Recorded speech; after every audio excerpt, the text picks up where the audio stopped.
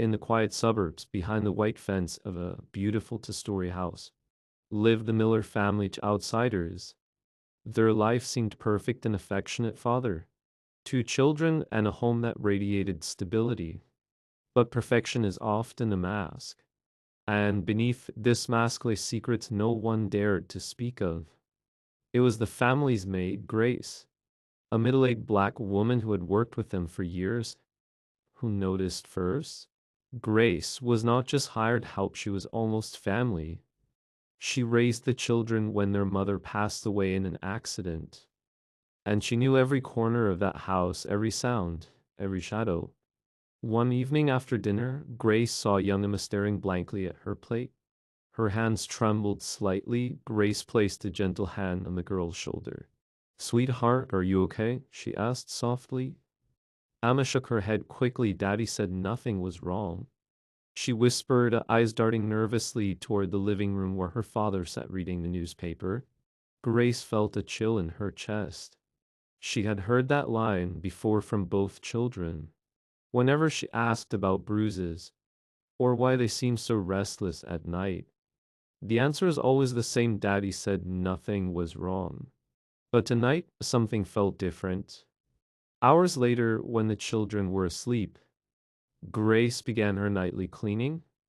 She moved quietly, careful not to disturb anyone. Passing by Emma's room, she noticed the window slightly open. She walked in to close it, and that's when she saw it. On Emma's arm, half hidden under her pajama sleeve, was a fresh mark, a dark bruise, round, almost like a handprint. Grace's breath caught in her throat. Emma stirred in her sleep, murmuring softly. Grace bent closer. "Emma," she whispered gently. The girl opened her eyes groggily. "Who did this to you?" Grace asked, her voice trembling. Tears welled up in Emma's eyes. She shook her head and whispered again. "Daddy said nothing was wrong." Then she turned away and buried her face in the pillow. Grace's hands shook. She wanted to believe it wasn't true. She wanted to believe the man she had worked for so many years wasn't capable of this. But the evidence was staring right at her. The next day, Grace tried to watch more carefully. She saw how the father's smile looked forced, how his grip on the children's was just a little too tight, how their laughter always stopped the moment he entered the room. That night, Grace made her decision. When the house grew quiet and the father fell asleep on the couch, she walked into the kitchen, picked up the phone, and dialed the police. Her voice trembled, but her conviction was steady.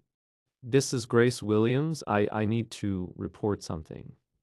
I believe the children I care for are in danger." Minutes later, flashing red and blue lights broke the silence of the neighborhood. Officers knocked firmly on the door. The father woke, startled and furious, demanding to know what was happening, but Grace stood her ground.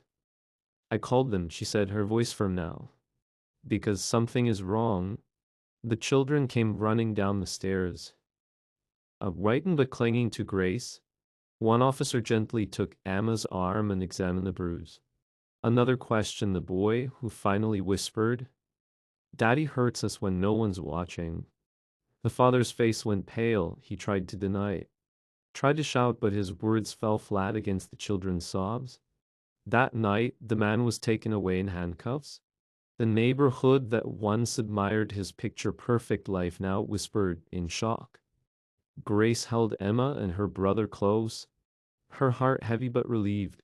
She kissed their foreheads softly. "Listen to me, babies," she said. "From now on, when someone asks if something is wrong, you can say the truth, and I'll be here to protect you." For the first time in years, the children slept peacefully. And for the first time, the truth had broken through the silence of that house.